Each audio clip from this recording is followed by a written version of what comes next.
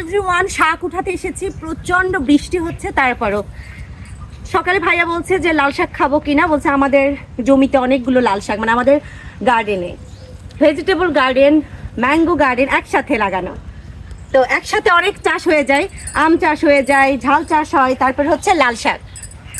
তো একটু লাল শাক উঠাই, অনেকগুলো উঠানো হয়ে গেছে, পেঁপেও আছে, তো একটু উঠাই। বিসমিল্লাহ। ভাইয়া উঠিয়েছে অনেকগুলা, কতগুলো লাল শাক, সবগুলো দেখো, একটু জুম করো, ওর কাছে নিয়ে আসো, আসো একটু একটু আগায় আসো। অনেক লাল শাক।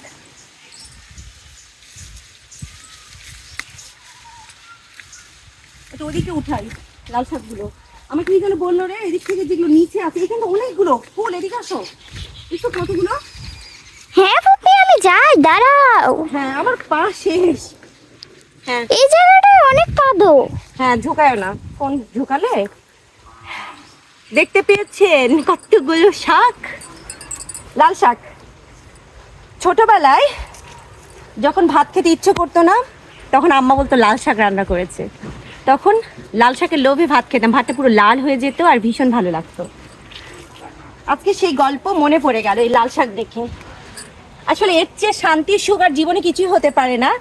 যদি এরকম গার্ডেন থেকে লাল শাক উঠানো বা এই যে ঝাল উঠানো, কাঁচা মরিচ, আম, এটা কিন্তু খুব সুখের। আসলে যারা চাষি মানে কৃষক জীবন যাপন করে, তারা কিন্তু অনেক